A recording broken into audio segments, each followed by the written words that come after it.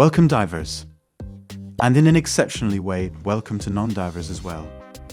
While we consistently emphasize that this channel provides content exclusively for certified scuba divers, today's topic can help both divers and non-divers. The Great Buoyancy Scam by John Keane is a book that every diver should read. After reading it, they should pass it on to another diver, and even to anyone who is considering becoming a diver soon or in future. Buoyancy is not a skill like any other, as many of us can confirm. It holds a unique and distinct significance among divers, often serving as a symbol of poor skill for many. This is because buoyancy skills act as our constant calling card, being visible to everyone at any given moment. While fraud, as well as cheat or sham and trick, are synonymous with a scam, and it's clear that the author wants to prepare us for something potentially negative. The book covers a mixed mere technical information about scuba diving and a more concept-based analysis of the international dive industry, and through our personal interpretation of it, we identify and separate two different scams. Both are of equally significant importance, and they are evenly distributed between the purely technical side of the book and the more conceptual one. The technical information provided in the book is interesting reading for both divers and non-divers. Divers will have the opportunity for a quick review, presented in a style that they probably won't find in a traditional diving manual. Non-divers will benefit from an informal yet high-quality introduction to what will soon fill their days as scuba diving students. But while the technical information covers a wide range of fundamental topics, the author himself reminds us that no one can consider themselves a diver without first taking a proper diving course conducted by a qualified instructor from an accredited diving teaching agency. Having clarified this, here we want to focus on the more concept-based side of this book. But before we move on from the entire technical part of this book, we must emphasize what the author himself emphasizes, but it can never be emphasized enough. It's quite simple. The author considers having good buoyancy control fundamental for any modern diver, and we can't help but agree. The author's articulate conclusion is also quite simple. The organized system through which all new divers must pass is the main problem. Because in words, we all agree that buoyancy is unlike any other skill, but in practice, the time required and devoted to developing the skill during the courses is really very small. Courses have standards and therefore rules. One of the purposes of these rules is to ensure a minimum level of quality, preventing instructors from operating below a certain level of quality. When a teaching agency establishes a standard, it is clearly stating that working below this fixed point reflects poor instruction, and at the same time, it also clearly indicates that as soon as instructors meet this point, they are performing well, and both the instructor and the diving agency can then consider themselves satisfied. But no matter what someone might add to this topic, such as suggesting that instructors can add more time as needed, it still remains a limitation of the standardized courses. This can only lead to the situation that is under the eyes and masks of everyone, every day, everywhere.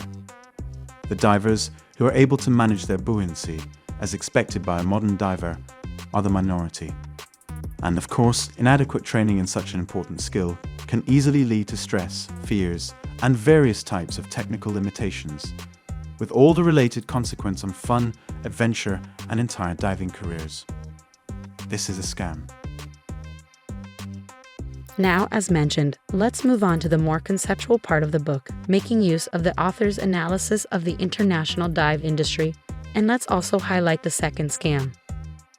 The book analyzes the two available options we have for becoming a qualified scuba diver, which for mostly mean became an open water diver or equivalent. The first option is the resort or holiday choice, which means traveling somewhere and taking a course that lasts approximately 3 to 5 intensive full days, often diving straight into warm seas. Instead, the second option is to take the same course at home, which mostly means in a big city, or anyway, a location far from easy access to dive sites. This option often involves less pleasant weather and water conditions, spreading the course over several weeks, or sometimes months, with 1 or 2 sections per week, usually in the evening. In both cases, the predetermined standards remain the same. There's the same minimum number of dives, the same exercises to be performed, the same evaluation system for these exercises, the same theoretical tests, and so on. The analysis done by the author of the first option is definitely deeper and more detailed than the analysis of the second one. And while the first option highlights certain critical aspects of the diving industry, the second option seems to lead to a less discouraging conclusion. We do not know if the author considers the second option a better way to become a diver. He did not explicitly say this, nor did he say the opposite. However, we have the impression that more critical aspects of the course at home option might be explored, such as, for example, the widespread practice of collaborating with unpaid instructors and dive guides, and the practical effects this can have on the final results. Having said that, the author analyzes the problem from the instructor's perspective, reduced to a sort of spring, like a shock absorber, between the needs of the end customers and the industry, and the consequences that this situation has on the actual possibility for divers to have some kind of freedom in making decisions regarding their training. In a course where everything is standardized and the path has become a track carved in the rock, the divers has also lost the opportunity to choose their own instructor. In a perfect world, this wouldn't be a problem. Similarly, no one can choose his teachers at an ordinary school.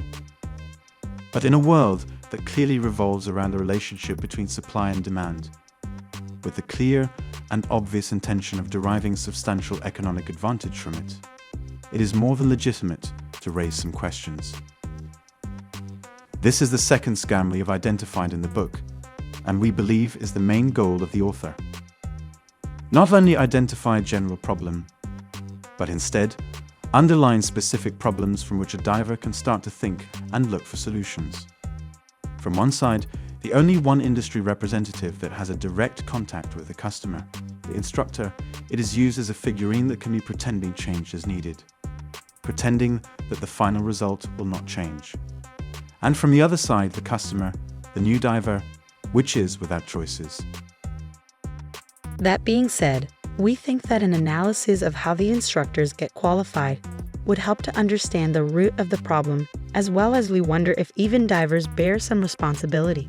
If we were determined to pinpoint a weak point in this book at all costs, we could say that a deeper analysis of the behavior of divers and instructors, who are an important part of the diving industry, could help the divers themselves to avoid or at least limit and overcome mostly of the pitfalls.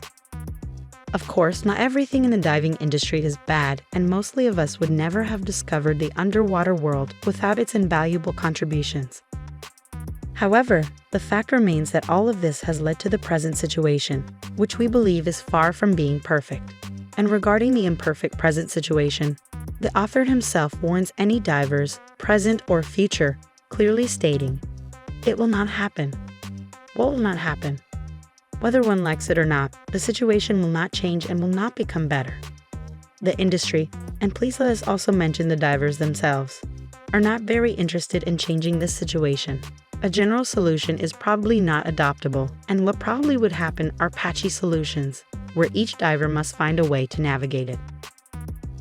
Before we arrive at the author's conclusion on how individuals can save themselves, we would also like to say, it will not happen. What will not happen? Unfortunately, very few new divers heed the author's alarm bell, and the vast majority of new divers will become open water divers, or the equivalent, without being aware of all the hidden pitfalls. Fortunately, learning how to dive is easy, and among the new divers, many will not encounter problems. Many others will face challenges, but will find ways to cope with them, while some may even quit diving. However, as mentioned, the open water diver course might take up less than a week of a diver's entire diving career. Problems due to poor training will persist even after the conclusion of the open water course. The subsequent courses may be of the same subpar quality, unable to resolve these problems. This is because the Great Buoyancy Scam doesn't solely impact the open water course on beginners. It also affects the subsequent courses, such as the advanced ones, because it's the same industry and the courses are conducted by the same instructors, offered to the same divers, often unaware of the same pitfalls. This is the reason that makes the book a valuable read for all those who are going to become divers, as well as those who have already obtained the basic diving certification and even a more advanced one. It is never too late to become aware of the situation within which we are, so to speak, diving. If we never become conscious of the pitfalls, we might be subject to them throughout our entire diving career. And this brings us to the author's suggestion: how to avoid the scams. How to avoid all these pitfalls? In this channel, we often use the term awareness, while the author uses the term attitude, but somehow they can at least lead to the same conclusion. Being aware should shape our attitude. The right attitude will lead to high level of awareness. Mixing a bit of the author's words with our own, we could say that it is all about our thinking, our choices, our attitude, and our awareness. And while our certification states that everyone is equal, having received the same standardized training, we are not equal in our thinking, choices, attitudes, and levels of awareness. Too many divers fail to enjoy diving due to a low level of awareness and attitude. They accept all what it come. And all what it come, it will of course shape their diving experiences and careers, often reducing them to a fade and poor copy of what it could have been. If we let this happen, we could lose a lot. In conclusion, if you are not an experienced diver yet, we definitely suggest this book. And even though you will not find any new sensational information, it could work as the needed diving compass, showing you the right direction among so many pitfalls. Please find in the description a link to download a written takeaway of this video, as well as the references of the book and the author. Thank you for watching.